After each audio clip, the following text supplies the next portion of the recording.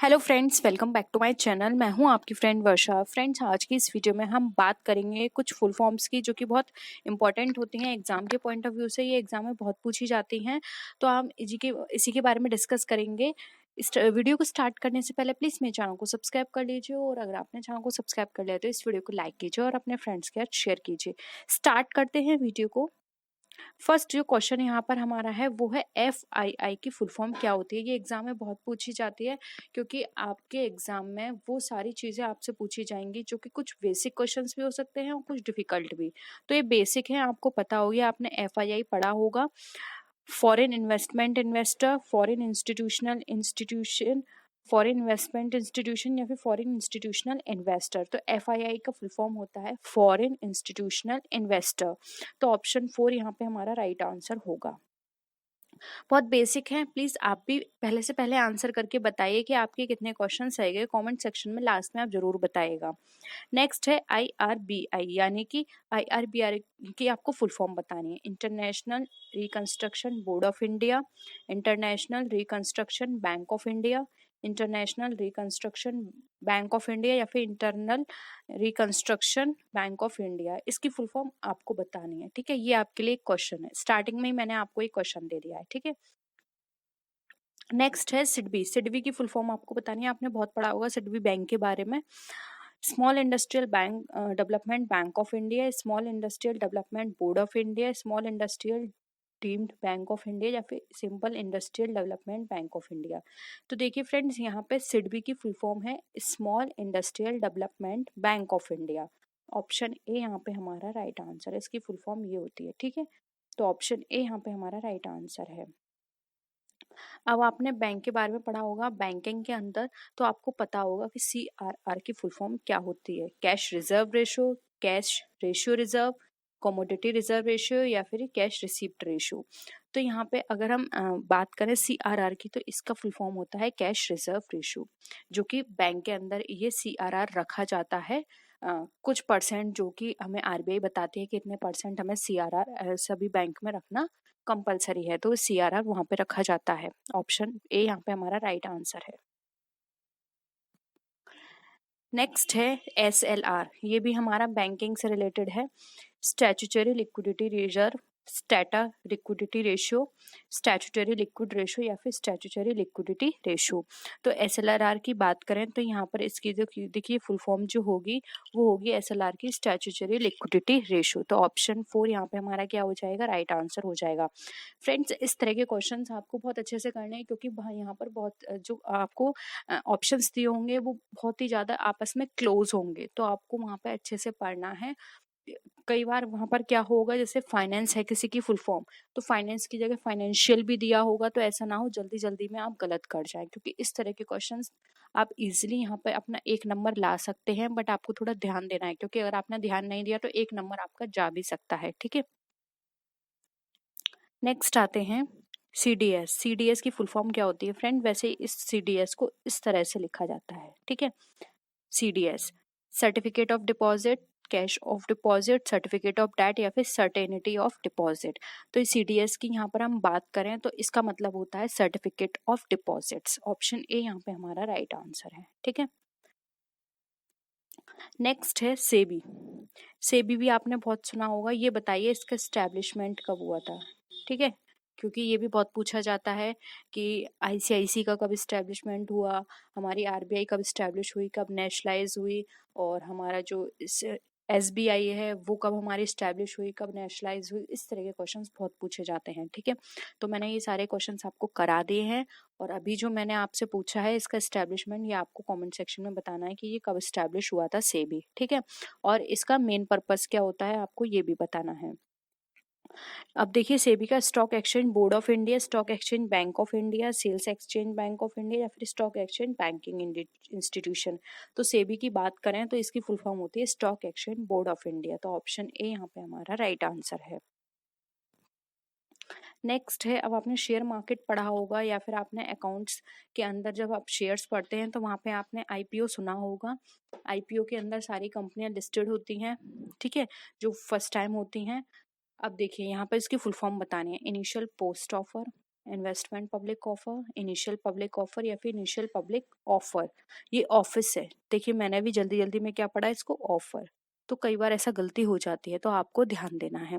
तो आईपीओ की full form होती है इनिशियल पब्लिक ऑफर। ऑप्शन 4 यहाँ पे हमारा राइट आंसर है। नेक्स्ट है बीएससी। अब आपको बताना है बीएससी की यहाँ पे फुल फॉर्म क्या होती है। बीएससी आपको पता है हमारे यहाँ 2 स्टॉक एक्सचेंज चलते हैं, एक चलता है एनएससी, एक चलता है बीएससी।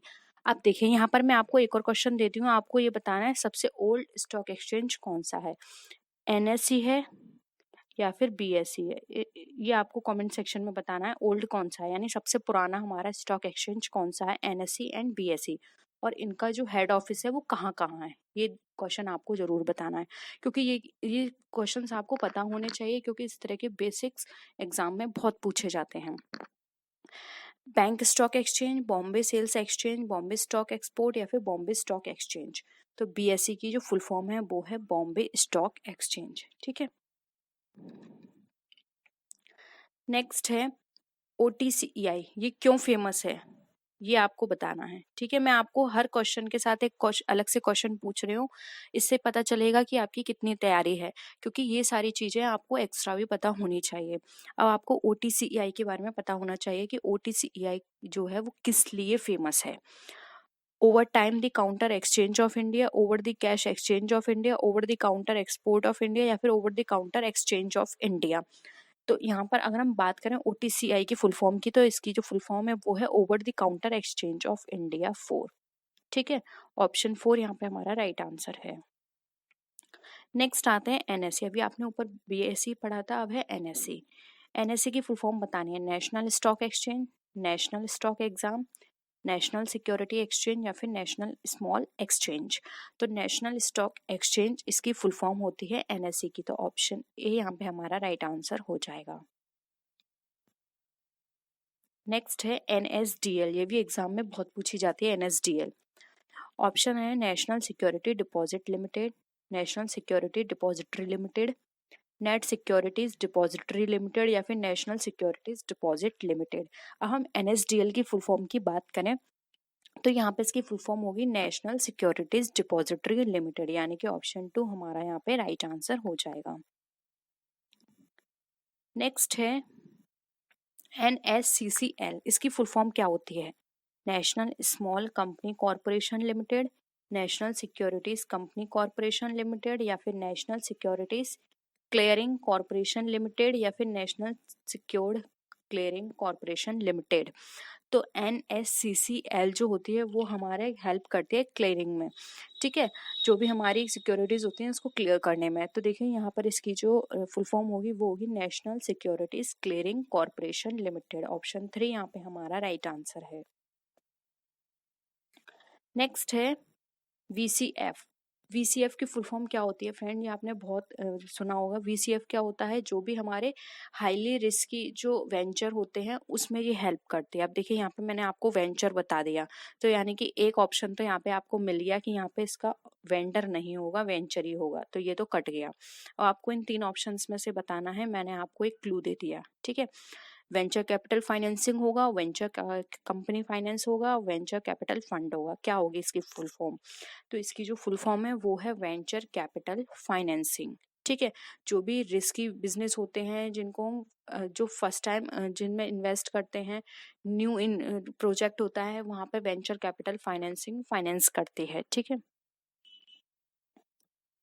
नेक्स्ट है वीसेट। अब वीसेट की फुल फॉर्म क्या है, visual small aperture trade, very small assistant trade, visual sequence aperture terminal या फिर वेरी स्मॉल अपर्चर टर्मिनल। तो देखिए यहाँ पर इसकी अगर हम बात करें वीसेट की, तो इसकी जो फुल फॉर्म होती है वो होता है वेरी स्मॉल अपर्चर टर्मिनल। तो ऑप्शन 4 यहाँ पे हमारा राइट आंसर हो जाएगा। ठीक है, आई होप अब यहाँ तक आपको कोई भी क्वेरी नहीं होगी, क्योंकि ये सारी फुल फॉर्म्स जो भी मैंने आपको 15 डिस्कस की है ये सारी इंपॉर्टेंट है, एग्जाम में किसी ना किसी तरीके से ये जरूर पूछी जाती हैं। देखिए वेंचर कैपिटल फाइनेंसिंग का आप ऑब्जेक्ट जरूर पढ़ लीजिएगा कि इसका ऑब्जेक्ट क्या होता है। एनएससी बीएससी के बारे में इसकी थोड़ी हिस्ट्री पढ़ लीजिएगा, ओटीसीआई का मेन पर्पस क्या होता है, ये पूछा जाता है, ये पढ़ लीजिएगा। और साथ ही साथ आप जो भी मैंने आपको सिडबी है, एसबीआई है, आईसीआईसीआई है और आरबीआई है, ये सब के नाम लिए थे। इन सब का इस्टेब्लिशमेंट, इनकी नेशनलाइजेशन कब हुआ था, ये नेशनलाइज, और इनका हेडक्वार्टर, इन सब के बारे में भी पढ़ लीजिएगा, क्योंकि ये बेसिक हैं, एग्जाम में ये बहुत पूछे जाते हैं। मोस्टली वैसे सबको पता होता है कि इनका इस्टेब्लिशमेंट कब हुआ है या फिर ये कहाँ है, कैसे है, क्या वर्क करते हैं, ठीक है। तो एक बार आप इसका रिवीजन कर लीजिएगा। तो आई होप आपको अब कोई भी प्रॉब्लम नहीं होगी इन क्वेश्चन से रिलेटेड आपके एग्जाम में। और किसी भी तरह की फिर भी आपको कोई क्वेरी हो या फिर आप वी सेट या फिर इन सब के बारे में थोड़ा थोड़ा डिटेल में जानना चाहते हैं, तो हम इसके ऊपर एक क्लास भी कर लेंगे, थ्योरी क्लास। तो आप अगर आप चाहते हैं तो आप कमेंट सेक्शन में नीचे ज़रूर बताइएगा। तो आई होप आपको वीडियो पसंद आई होगी। वीडियो पसंद आई तो वीडियो को लाइक कीजिए, फ्रेंड्स या शेयर कीजिए। किसी भी तरह की कोई भी क्वेरी हो प्लीज़ ज़रूर बताइएगा। तो फ्रेंड्स, नेक्स्ट वीडियो में फिर मिलते हैं आपसे और भी अच्छी वीडियोज़ के साथ। तब तक के लिए टेक केयर, बाय बाय।